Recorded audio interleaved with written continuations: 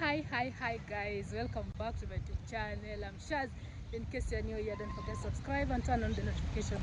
So guys, today I'm with my Ugandan girlfriend and we are going to Bunganda Royal Palace and the local name is called Lubiri. Lubiri. Okay. So I can't pronounce all those, but let's see what is in this palace. So let's see.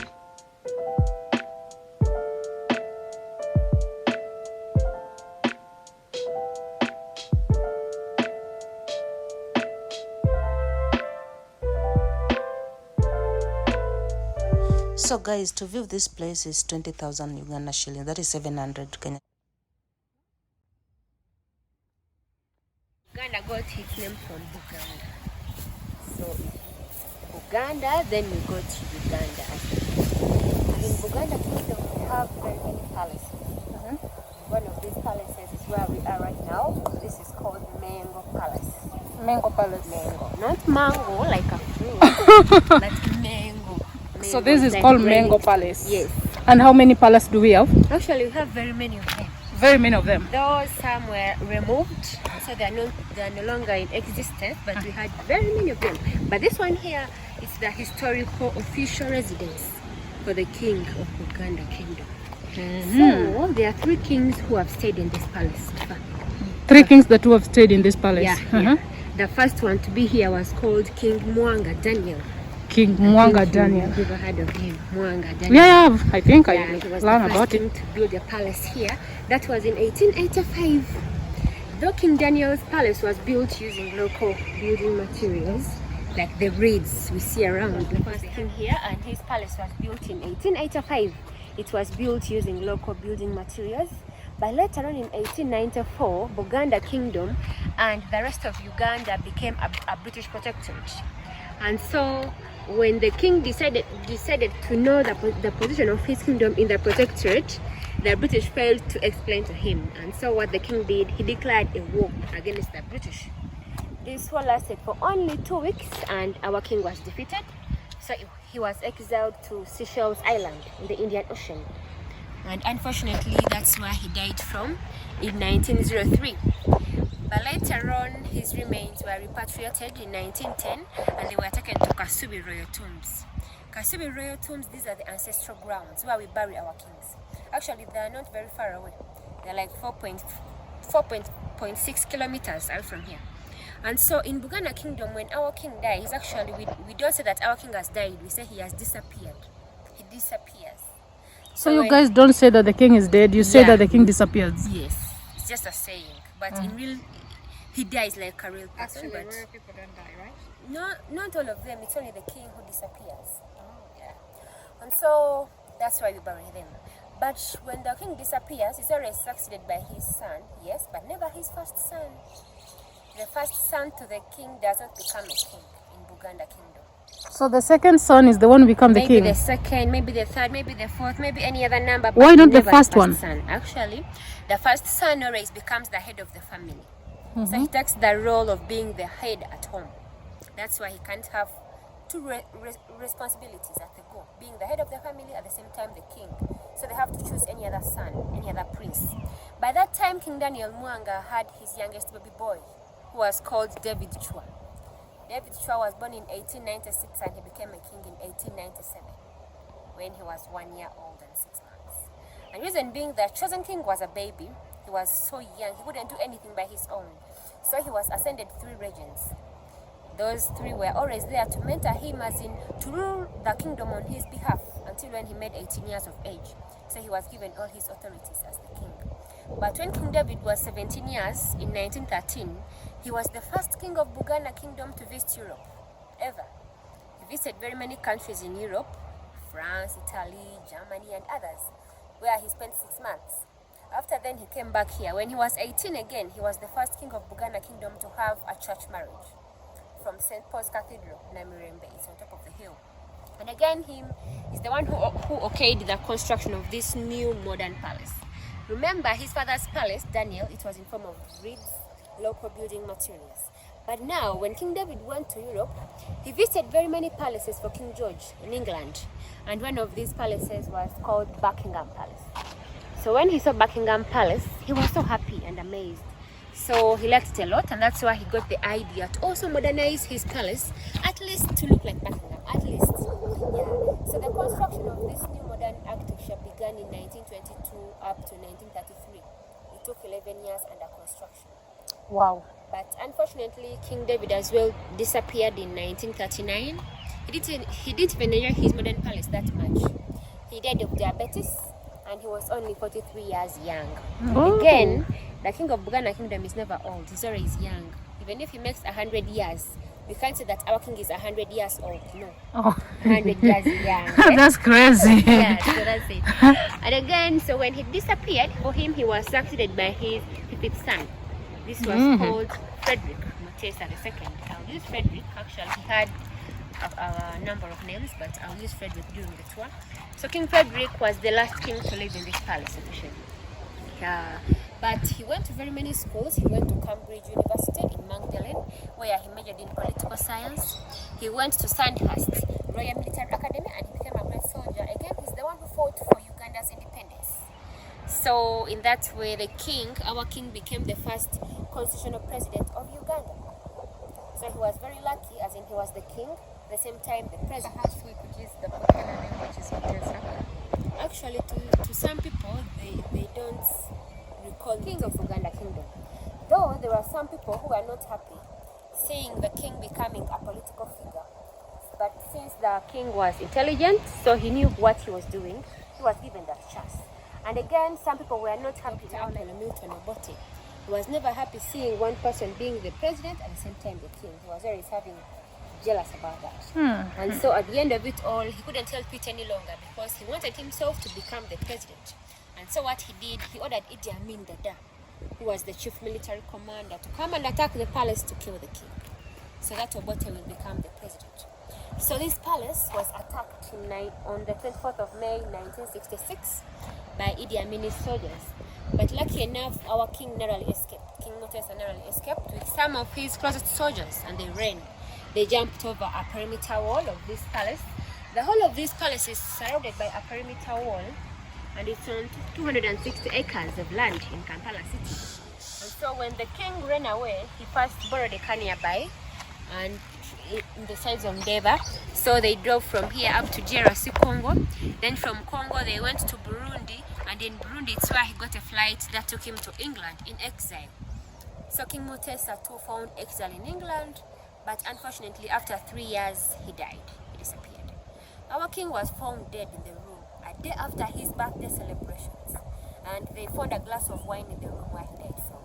Of course, So probably someone poisoned him. yeah, according to the investigations which were made by the Scotland Yard, they suspected that our king was poisoned by Obote's assassins in England. Yeah, so his body was kept there in England. Since when Obote attacked the palace, of course, he declared himself the president of Uganda. Then the following year, 1967, he abolished all the monarchies in Uganda, all of them. And he went ahead and turned this palace where we are right now into a military barracks.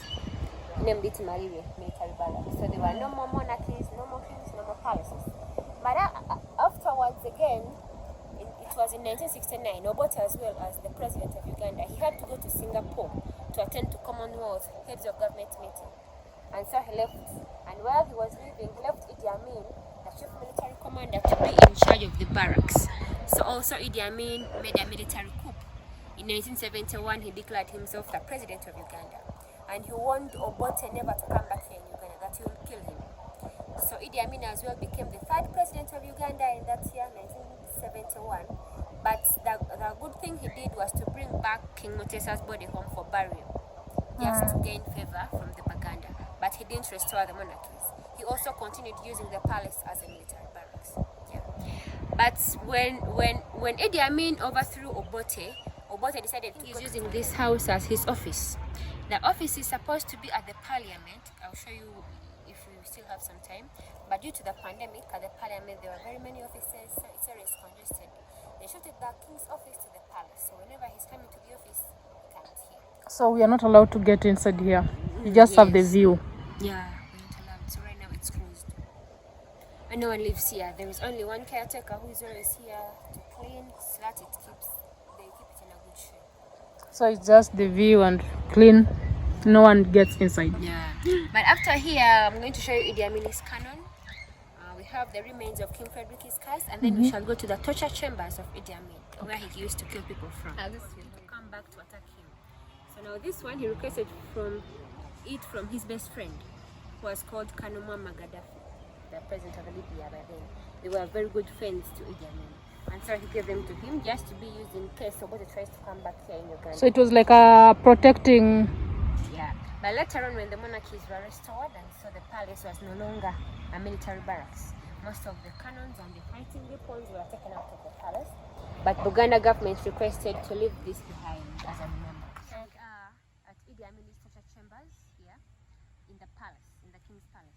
When Idi Amin was using this palace as a military barracks, he wanted an armory, like a store where he would keep his fighting weapons.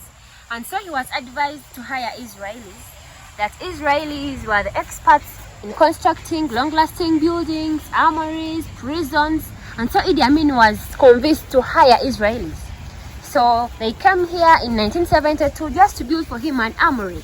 But after Idi Amin using this place as a store for his weapons for only 7 months, he received rumors that Obote was in Tanzania, where he was hiding, and he was busy mobilizing soldiers. Any day, any time, they were going to come back for another coup. So Idi Amin became more insecure, and this time round he became paranoid, because he was told that the people who were advising him, actually they were the ones who were betraying him. So Idi Amin became angry, and he turned this place into a torture chamber to deal with all those people who were spreading rumors about him, people who were opposing his government, and of course the intellectuals, the lawyers, the engineers, the doctors, because Idi Amin believed himself to be the only smartest person in Uganda. So when trying to be smarter than him and so you against his orders, they were always captured and brought here to be tortured. Now if at all they suspect you to have any information about Obote where he is, they will look for you. When they capture you, they blindfold you. After blindfolding you, they tie your hands at the back and they put you in a car boot, in the boot of the car. So they start driving, rotating around Kampala city for like 8 hours, so that you get confused and hopeless. By the time you're hopeless, they bring you here to be tortured. And the moment we were brought here, that was the end of it. There was no any room for it. Here, there was a big metallic gate, just to make sure that no one escaped from this place. And then down here at the floor, there was water. When Idi Amin was using this place as an armory, there was no water. But when he turned it into a torture chamber, they decided to put water. Are you seeing this green stripe down here? This was the level of water. And this water was electrified. The switch was here. So the switch was somewhere here. Yeah.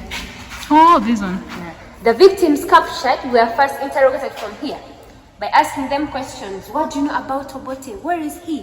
What is he planning next? But however much you speak the truth about all you know about him, however much you lie, however much you show that you're innocent, you don't know anything. The moment they bring you here, that's the end of it. So the ones who never died were put in this one. When you don't die during the interrogation process, they put you in this room. These rooms as well had electrified sliding doors. They were electrified as you can see. This one. So these doors were also electrified by sliding doors. In there are no windows, there are no ventilators. But they could put there very many victims, like more than 80 people in one room. So they wanted them to compete for oxygen, they suffocate and die from there. That's what they wanted. It's all. So the ones who never died were put in this one. When you don't die during the interrogation process, they put you in this room. These rooms as well had electrified sliding doors. They were electrified as you can see. This one. So these doors were also electrified by sliding doors. In there are no windows, there are no ventilators. But they could put there very many victims, like more than 80 people in one room. So they wanted them to compete for oxygen, they suffocate and die from there. That's what they wanted. So these are the blood. The people who are always killed. So those are the blood of the people. Yeah. On the floor. On the wall. To those whom they could just shoot. Oh shit. Oh, so. Just die from there. Oh shit. So mostly this is the room that a lot of people died, because you can see a lot of blood. I wish I could climb, but no. Oh, this is torture. Yeah, its scientific name is called Ficus. Ficus. Yeah, natalensis. But you have it in Kenya, it's called Mugumu. The Mugumu tree. But its English name actually is fig tree. It's a very, very special tree here in Bunganda Kingdom. It's where our ancestors used to get clothes they used to put on.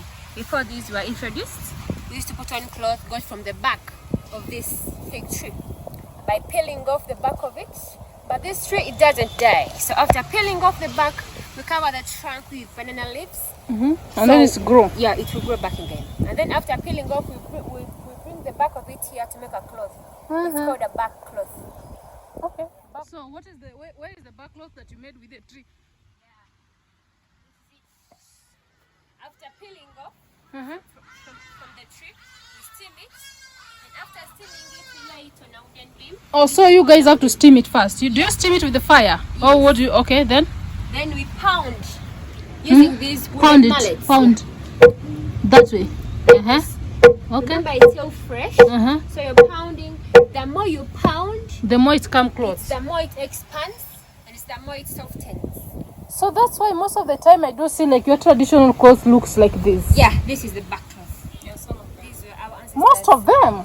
It's a traditional fabric. This is your traditional fabric.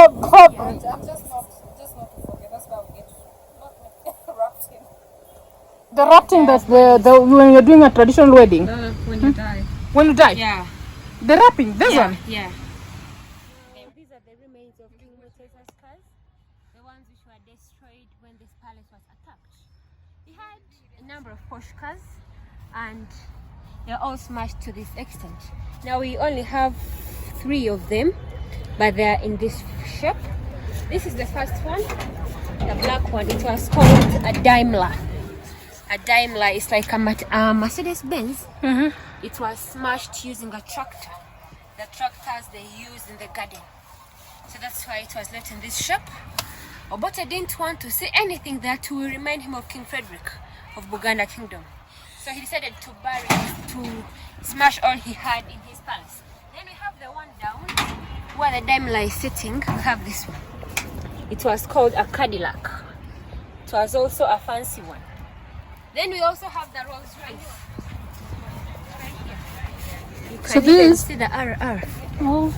The Rolls Royce. But what happened to the Rolls Royce and the Cadillac down there? They were buried underground. As in, they dug very deep holes and they buried them down. Because Obote had a lot of hatred on the king. So the hatred made this person, this king, Obote, to do all of this, like to bury his cars, to poison him, to do anything to abolish